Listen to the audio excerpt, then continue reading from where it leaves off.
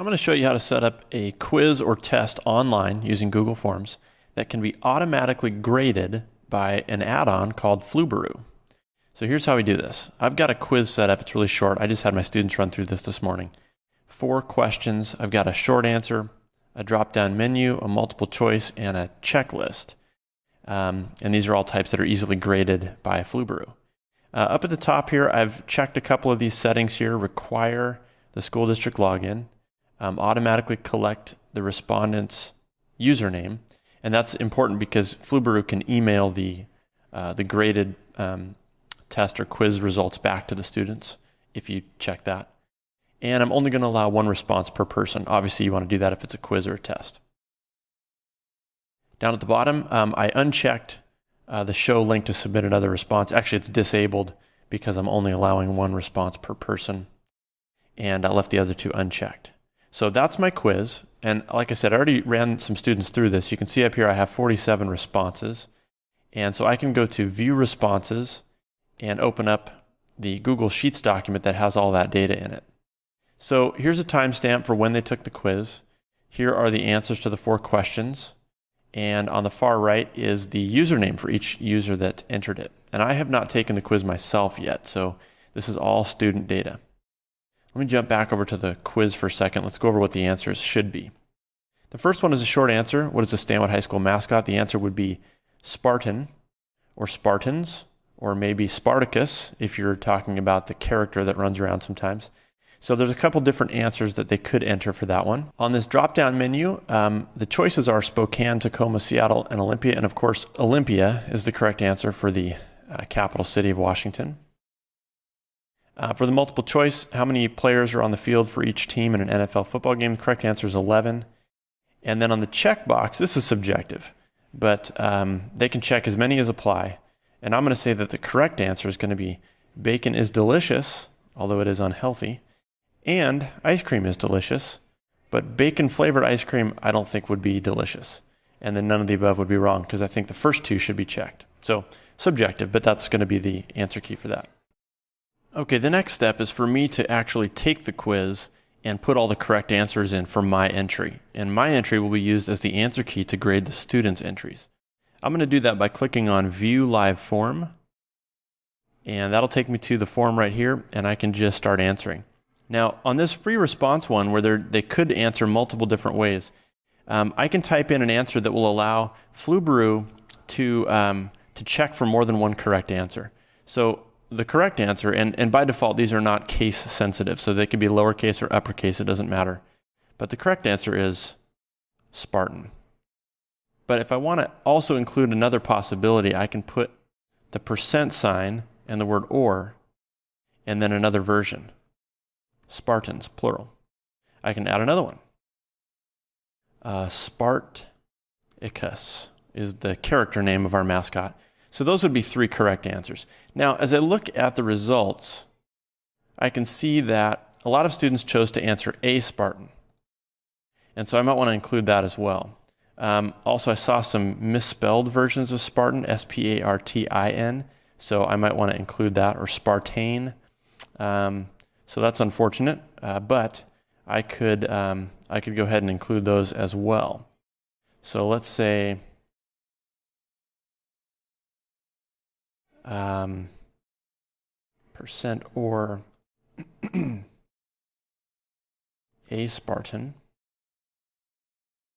% or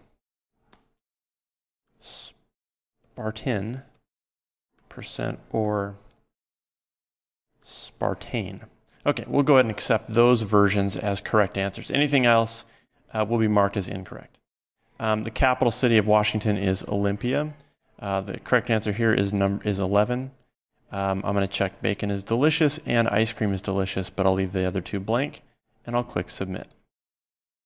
So that's my form. If I look at my results now, and I scroll down to the bottom, here is my answer. And so you can see there's my multiple answers for that one, and these are the correct answers here. So that's what Flubaroo will use to judge the rest of the answers, whether or not they match my answers. So what is Flubaroo, and how do you get it to do its job? Flubaroo is an add-on that works with Google Sheets, and so to plug in different add-ons to your program, you go to the add-ons menu and we go down to Get Add-ons. And I can just type Flubaroo in this box right here. It's Flubaroo, and Flubaroo comes up, and it's free, so I just click the plus symbol here. I have to give it permission to access my account, which is fine, and now it is available. Okay, so how do you use it? Well, I go to Add-ons, I go to the Flubaroo menu, and I choose Grade Assignment. It might also ask you if it's okay to enable Flubaroo for this document, and so you might have to do that step. But I'm going to click on Grade Assignment. Flubaroo is going to take me through a number of steps to figure out how to grade the assignment. And it's going to try to guess how I want each of these graded. So for example, they all say normal grading except for the last one, which says identifies a student. And there's no score available here, and it says username. So what that means is Flubaroo recognizes that this column that says username up here, column F, is probably not a question from my quiz. It probably just used to identify the student. And so that's correct. I'm going to leave that there. On my other ones, I have the option of using normal grading, skip grading, or grade by hand. And if you choose grade by hand, it will temporarily skip that and won't give a score for that column. But when you go and see the report, you'll be able to enter your grades step by step for each student if you need to. So if you had like a paragraph answer that you needed to read through and give them a score on, grade by hand will allow you to go back in and it'll call up a window and take you through that process.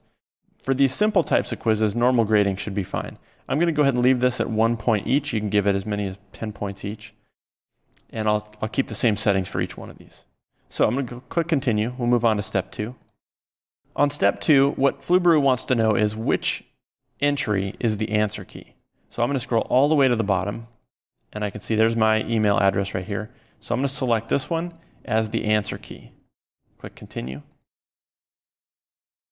And now it is grading the assignment. So it'll take a few minutes here. You're going to see a bunch of stuff show up, but it's not going to overwrite anything from the previous document. It's on a separate sheet here, and you can switch between the two. Okay, so the grading is complete. I'm going to click Close there. And here's what I can see. I see a list of all my student entries here. And as I scroll down, I see whether or not they got the points or not for each question. So we'll take a look at this first student. There's their time and date stamp. There's their username. They got 4 out of 4 on this one, 100%. 1 point for each of these. They got everything right. Second student here got 3 out of 4. So if I look through here, I can see that they got 0 points on the first question, but they got the other 3 correct. Now you might notice this orange item here.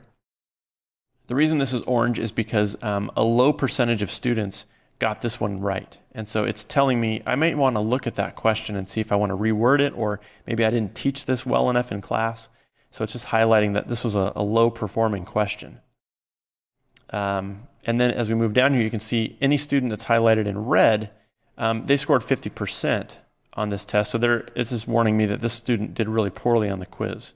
They only got 2 of the questions right. So it's going to highlight students that do poorly. It's going to highlight questions that may not be performing well. It also gives you a summary up here. So 4 points possible on my quiz. The average score was 2.96. We had 47 students turn it in, and 1 question was a low scoring question, and that's this one over here. So I can scroll down, I can see all the answers there. And I can see percentages for each of the questions. So 70% of students got that one right, 76 on this one, 95% got the capital city correct, 53% got my subjective bacon and ice cream question right. So I may want to look at how I presented that. Like I said, over here on this other tab, student submissions, all the original data is here and untouched, so it doesn't change anything about that. So there's the grades. Now, a really nice feature of Flubaroo is that I can email these grades back to the student. So I'm going to go ahead and go to Add-ons, Flubaroo, Email Grades. And so here's my options. I'm going to email them by their username. That's the email address there. I'm going to include a list of the questions and scores, and I have the option to include the answer key. So I'll go ahead and include that so they can see what the correct answer should have been. And if I wanted to, I could include a message to the students, and I'm just going to let them know. So So they know this isn't really part of the grade for their class. I'm going to click continue. 47 grades were successfully emailed. I click OK. I can see here in this column it's been filled in with check marks with X's now, so I know that everybody got a copy of their results and the answer key. So that's how you can use Flubaroo to automatically grade tests and quizzes that you create with Google Forms.